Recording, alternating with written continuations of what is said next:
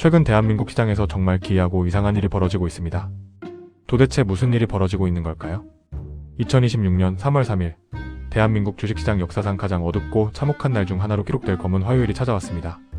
미국과 이란의 전면전 우려라는 중동발 지정학적 리스크가 현실의 공포로 들이닥치면서 코스피는 그야말로 아비규환의 패닉에 빠졌습니다.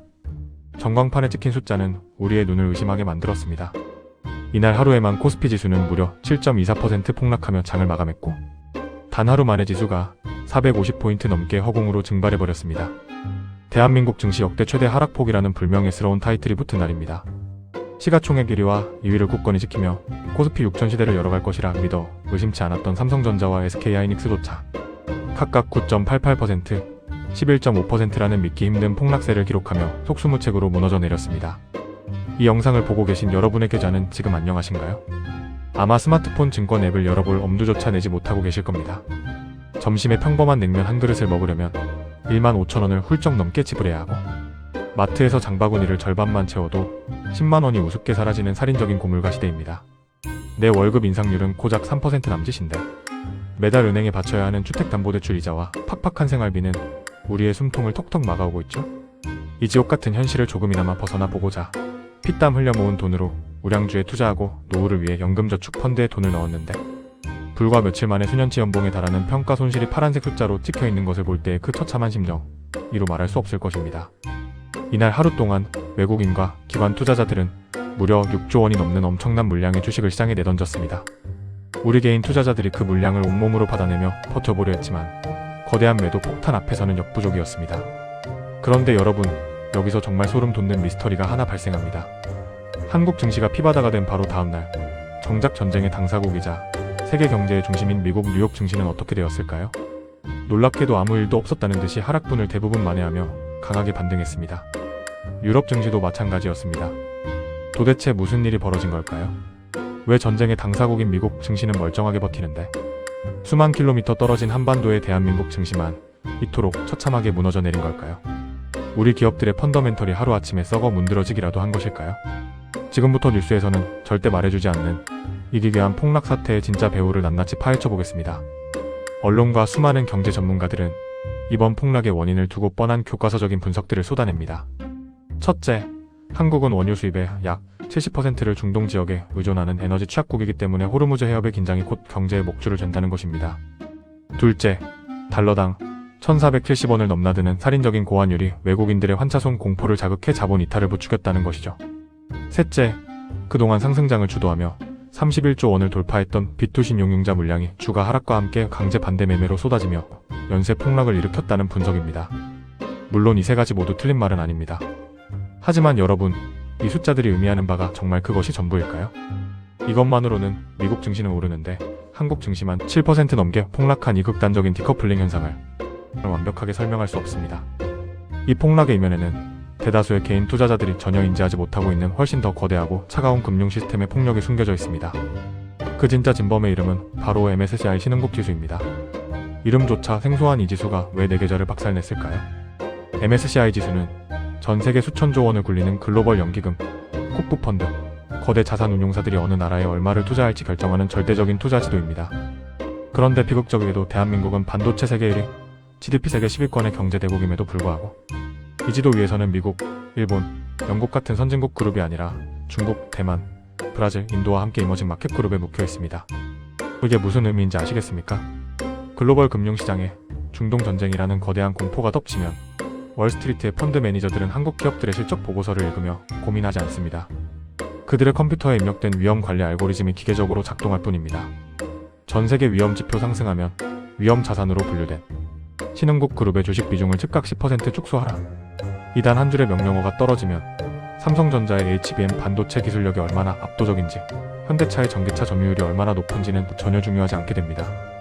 그저 신흥국이라는 꼬리표가 붙어있다는 이유 하나만으로 펀드 매니저의 이성과는 무관하게 수십조 원의 기계적인 자동 매도 폭탄이 한국 시장에 무차별적으로 쏟아지는 것입니다. 외국인이 하루 만에 6조 원을 던진 것은 한국 경제의 미래가 어두워서가 아닙니다. 철저하게 알고리즘에 의한 기계적 비중 조절이자 묻지마 투매였을 가능성이 매우 높습니다. 정부와 언론은 이 구조적인 폭력의 진실을 숨긴 채 그저 지정학적 리스크라는 핑계로 대중의 공포를 합리화하고 있는 것입니다. 이 억울하고도 기괴한 폭락 사태를 아주 이해하기 쉽게 하나의 거대한 초고층 빌딩에 빗대어 시뮬레이션 해보겠습니다. 여기 글로벌 금융시장이라는 이름의 거대한 100층짜리 빌딩이 있습니다. 이 빌딩의 펜트하우스 인 VIP 구역 선진국 지수에는 미국, 유럽, 일본이 입주했고 우리 대한민국은 안타깝게도 중국, 대만과 함께 중간층인 신흥국 구역에 입주해 있습니다. 어느 날 빌딩 밖 중동이라는 쓰레기장에서 작은 화재가 발생했습니다. 불길이 빌딩으로 번질지도 모르는 소식이 전해지자 빌딩 전체의 메인 컴퓨터가 비상체제로 전환됩니다. 그리고 이 컴퓨터는 아주 무식하고 기계적인 화재 진압 프로토콜을 가동합니다. 불이 났으니 상대적으로 방화시설이 취약한 중간층 신흥국 구역에 무조건 스프링클러를 최대치로 터뜨려라. 한국에 입주해 있는 사무실에는 불씨 하나 튀지 않았고 심지어 한국이라는 사무실은 올해 역대급 수출 실적이라는 방화벽까지 튼튼하게 갖추고 있었습니다. 하지만 멍청한 스프링클러 시스템은 그런 세부사항을 확인하지 않습니다. 묻지도 따지지도 않고 수천 톤의 물을 쏟아부어 한국의 사무실을 그야말로 쑥대밭으로 만들어버린 것입니다. 이것이 바로 이번 7% 대폭락의 완벽한 비유입니다. 하지만 여러분, 물바다가 된 사무실 한가운데 서서 절망하기 전에 고개를 숙여 빌딩의 바닥, 즉 대한민국 증시의 기초공사를 들여다보십시오. 놀랍게도 이 아수라장 속에서 대한민국 증시의 뼈대는 과거 그 어느 때보다 굵고 단단한 철근으로 교체되고 있었습니다. 바로 기업 밸류업 프로그램이라는 거대한 기초공사입니다. 과거 한국 증시라는 빌딩은 겉만 번지르르 했지 주춧돌은 썩어 있었습니다. 대주주가 마음대로 알짜 사업부를 떼어내 쪼개기 상장 물적 분할을 하고 배당은 쥐꼬리만큼 주면서 주주들의 뒤통수를 치는 코리아 디스카운트라는 악성 종양이 콘크리트를 갉아먹고 있었죠. 하지만 이제 법이 바뀌고 규칙이 파괴되고 있습니다. 기업들이 사들인 자사주를 의무적으로 불태워 없애도록 소각 유도하여 내 주식의 희소성을 높이고 내가 받을 배당금을 미리 확인하고 투자할 수 있는 깜깜이 배당 폐지가 본격화되었습니다. 심지어 상법 개정을 통해 이사들이 대주주만이 아닌 모든 주주를 위해 일해야 한다는 강력한 철근이 박히고 있습니다. 이게 무슨 의미일까요? 멍청한 스프링클러가 쏟아낸 물은 결국 시간이 지나면 말라 없어집니다. 하지만 그 물이 마르고 난 뒤 전 세계의 진짜 똑똑한 스카우터들이 이 방을 다시 찾았을 때 그들은 깜짝 놀랄 것입니다. 아니, 한국 시장이 언제 이렇게 단단하고 투명한 기초공사를 마쳤지? 중동 전쟁이라는 외부의 불길이 잡히는 순간 이 튼튼해진 기초 체력은 스프링클러의 오작동으로 헐값에 던져진 한국의 우량주들을 쓸어담기 위한 거대한 블랙홀로 변모할 것입니다. 공포에 질려 도망치는 대중의 눈에는 물바다만 보이지만 냉정한 건축가의 눈에는 새롭게 올라가는 거대한 철골 구조물이 보이고 있는 것입니다. 뉴스에서는 연일 제3차 세계대전이 발발할 수 있다. 유가가 배럴당 150달러를 돌파할 것이다 라며 자극적인 공포 마케팅을 쏟아냅니다. 사람들은 이 공포의 이성을 잃고 삼성전자와 하이닉스를 바닥에서 집어던집니다. 하지만 여러분, 이 아비규환의 투매 현장 뒤에서 조용히 미소 지으며 여러분이 피눈물을 흘리며 던진 주식을 바구니에 쓸어 담고 있는 진짜 배우 세력, 이른바 스마트 머니들은 지금 무슨 생각을 하고 있을까요? 그들은 전쟁 그 자체를 두려워하지 않습니다. 그들이 두려워하는 것은 불확실성일 뿐입니다. 타임머신을 타고 과거의 역사적 팩트를 검증해볼까요? 1990년 걸프전, 이라크가 쿠웨이트를 침공했을 때 전 세계 증시는 지금처럼 폭락의 칼날을 맞았습니다. 세상이 끝날 것 같았죠. 2003년 이라크 전쟁 때도 마찬가지였습니다. 전쟁 발발 직전까지 코스피는 사정없이 흘러내리며 공포의 극치를 보여주었습니다. 하지만 막상 미사일이 발사되고 전쟁이 본격적으로 시작되며 언제 터질지 모른다는 불확실성이 사라지자마자 증시는 보란듯이 가파른 V자 반등을 시작했습니다. 지정학적 리스크로 인한 폭락은 일정 시간이 지나면 예외 없이 본질적인 기업 가치로 회복된다는 것이 자본시장에 절대 변하지 않는 역사적 진실입니다. 진짜 똑똑한 자본들은 지금 전쟁의 포성 소리에 귀를 막고 있습니다. 그들의 시선은 이미 전쟁이 끝난 후의 세계, 포성이 멈추고 난 뒤 수백조 원의 돈이 쏟아질 거대한 채권과 안보의 영토를 향해 있습니다. 대중이 폭락하는 계좌를 보며 절망할 때 스마트 머니는 계산기를 두드립니다. 중동의 정유시설과 인프라가 파괴되었다면 전쟁이 끝난 후 이 도시를 다시 짓기 위해 수백조 원의 발주가 쏟아지겠구나. 그렇다면 그 돈은 어느 기업의 주머니로 들어갈까? 더 소름 돋는 것은 에너지 안보에 대한 그들의 계산입니다. 중동에서 전쟁이 터져 유가가 폭등할 때마다 전 세계 국가들은 뼈저리게 깨닫습니다. 석유와 가스에만 목숨을 걸다가는 나라 전체가 볼모로 잡히겠구나. 이 절박한 깨달음은 결국 화석 연료를 대체할 외부의 공격과 차단으로부터 완벽하게 자유로운 안정적인 기저 전력에 대한 폭발적인 수요로 이어집니다. 특히 AI 데이터 센터라는 거대한 전기 먹는 하마를 돌리기 위해서는 더더욱 그렇죠. 결국 전쟁이라는 재앙은 역설적이게도 파괴된 인프라를 복구하는 건설 및 중장비 산업, 그리고 국가의 생존을 지키기 위한 방위 산업과 차세대 에너지원인 SMR이라는 거대한 메가 트렌드에 수천조 원의 돈을 쏟아붓게 만드는 강력한 방아쇠 역할을 하고 있는 것입니다. 이것이 바로 언론의 공포조장 뒤에 숨어있는 거대 자본들이 은밀하게 판을 짜고 있는 진짜 게임의 법칙입니다. 공포에 질려 도망치는 것은 하수입니다.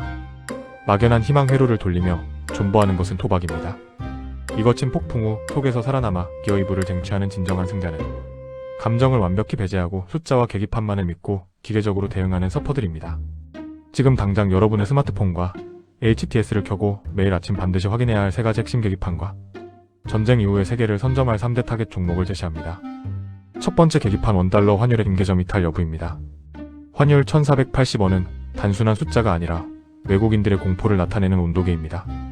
이 숫자가 1450원, 1430원 아래로 의미 있게 꺾이며 하향 안정화되는지를 보십시오. 환율이 진정된다는 것은 외국인들이 한국 시장을 떠나려는 엑소더스가 멈추고 다시 돌아올 준비를 하고 있다는 가장 확실하고 직관적인 매수 신호입니다. 두 번째 계기판 국제 유가 WTI의 하향 안정화입니다. 전쟁 뉴스에 $100를 위협하던 유가가 다시 $80, $70 선으로 꺾이는지를 보십시오. 유가가 꺾여야 우리 기업들의 원가 부담이 줄어들고 수입 물가가 잡히며 옴짝달싹 못하던 한국은행이 금리를 내릴 수 있는 숨통이 트입니다. 세 번째 계기판 밸류업 프로그램과 MSCI 선진국 지수 편입 관련 외신 뉴스입니다. 이 폭락 장세 속에서도 한국 정부와 기업들이 주주 환원자사주 소각 등을 멈추지 않는지, 그리고 글로벌 IB들이 한국의 지배구조 개선을 어떻게 평가하는지를 추적하십시오. 이것이 확인된다면 지금의 폭락은 역사상 가장 저렴하게 우량주를 주워 담을 세일 기간이 됩니다. 초기 복구의 지배자 캐터필러 앤드 현대건설, 폭격으로 부서진 도로와 항만, 정유시설을 다시 세우기 위해 가장 먼저 투입되는 것은 중장비입니다. 캐터필러는 재건의 필수제일 뿐만 아니라 AI 데이터 센터의 전력 장비까지 공급하는 완벽한 양동 작전이 가능한 종목입니다. 또한 중동의 거대 건설 프로젝트에서 뼈가 굵은 현대건설은 전후 복구 발주가 쏟아질 때 가장 먼저 러브콜을 받을 확률이 압도적으로 높습니다. 에너지 안보의 종착지 두산에너빌리티. 전쟁으로 유가가 폭등하는 고통을 겪은 국가들은 필사적으로 화석 연료 의존도를 낮추려 할 것입니다.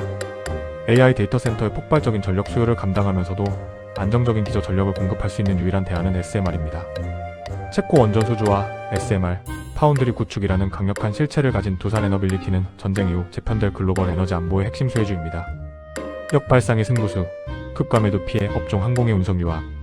폭락장에서는 펀더멘털과 무관하게 유가 폭등의 공포만으로 과도하게 짓눌린 주식들이 있습니다. 유가가 정점을 찍고 내려오는 순간 가장 빠르고 폭발적으로 반등할 용수철 같은 종목들입니다.